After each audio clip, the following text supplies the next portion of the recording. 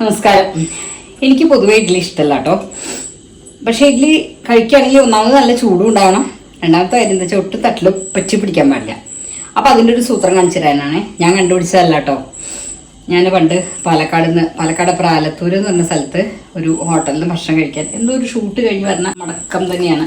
അടിപൊളി ഇഡ്ഡലി എന്ന് പറഞ്ഞ പോലെ സൂപ്പർ പൂ പോലത്തെ ഇഡ്ഡലി പറയില്ലേ, അങ്ങനെ. അപ്പം എനിക്ക് അത് ഭയങ്കര ഇഷ്ടമായി, ആ ഇഡ്ഡലി ഭയങ്കര ഇഷ്ടമായി. അപ്പോൾ ഹോട്ടലിൽ പോയത് നല്ല ചുടുക്കനെ കിട്ടുമല്ലോ. അപ്പം ഞാൻ ഒരു കുഞ്ഞു ചായക്കട കേട്ടോ.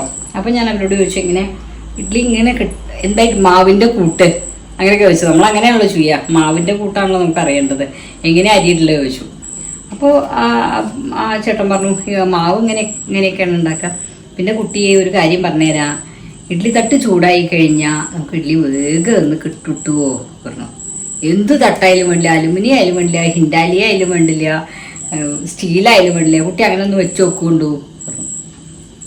ആ പാലക്കാടൻ ഭാഷയിൽ, ഇങ്ങനെയൊന്നുമല്ല, നല്ല പാലക്കാടൻ ഭാഷയിൽ നല്ല സ്നേഹത്തോടെ. പിന്നെ ഞാൻ അതിന് ശേഷം അങ്ങനെയാണ് വെക്കല്, പക്കയാണ് കേട്ടോ. അപ്പം ഞാൻ പ്രീഹീറ്റ് ചെയ്യാൻ വെച്ചിരിക്കുക. കേക്ക് മാത്രമൊന്നുമല്ല, ഇഡ്ഡലിയും പ്രീഹീറ്റ് ചെയ്യാം, ഇഡ്ഡലിക്കുള്ള പാത്രവും. അപ്പം ഇതിങ്ങനെ ചൂടായി കഴിഞ്ഞാൽ ഞാൻ തട്ട് ആദ്യം എടുക്കും, എന്നിട്ട് ഏറ്റവും അടിയിൽ തട്ടിലൊഴിക്കും, അങ്ങനെ. അപ്പോൾ ആ സൂത്രമാണ് ഇന്നത്തെ കണ്ടുള്ളൂ കേട്ടോ. നല്ലോണം ചൂടായിട്ടോ തട്ട്. അപ്പം ഞാൻ ഒഴിക്കാൻ പോവാണേ. ചൂടുണ്ട്. ഈ മാവ് ഞാൻ അരിക്കും അങ്ങോട്ട് ഒഴിക്കാൻ പോകുന്നു. പിന്നെ വലിയ റിസ്ക് ഇല്ലല്ലോ, ചുടുക്കനെ വെക്കാൻ പ്രശ്നമില്ലല്ലോ.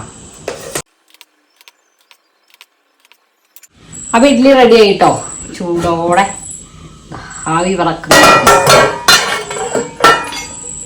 എൻ്റെ അത്ര ഗംഭീരൊന്നും ആവില്ല കേട്ടോ ഇഡ്ഡലി.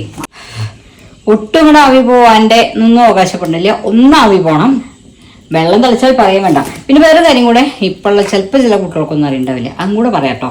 അതായത് ഇഡ്ഡലി വെന്തോ നോക്കാൻ എങ്ങനെയാണെന്ന് അറിയില്ലേ, ഇഡ്ഡലി വല്ല വിശാന്തി ഉണ്ടോ അല്ലെങ്കിൽ പപ്പടക്കോലുണ്ടോ ഒന്ന് ഇങ്ങനെ കുത്തി നോക്കിയാൽ ഇതിൻ്റെ മുകളിൽ പിടിക്കണില്ലെങ്കിൽ, ഇങ്ങനെയല്ല കേട്ടോ, മാവ് കാണുന്നുണ്ടെങ്കിൽ ഇഡ്ഡലി വെന്തിട്ടില്ല.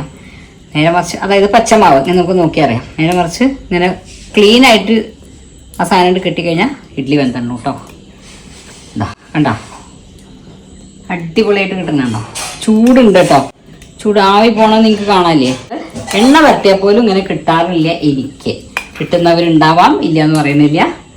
നല്ല എക്സ്പേർട്ട് ഇഡ്ഡലി മാവ് മേക്കിംഗ് ആൾക്കാരൊക്കെ ആണെങ്കിൽ അമ്മമാർക്കൊക്കെ കിട്ടുന്നുണ്ടാവുമായിരിക്കാം. ഈ ഒരു ഇത് മാത്രമാണ് അതിൻ്റെ എടുക്കലിൻ്റെ കുഴപ്പമാണ്. അപ്പോൾ പുതിയ വീഡിയോ ആയിട്ട് വീണ്ടും കാണാം.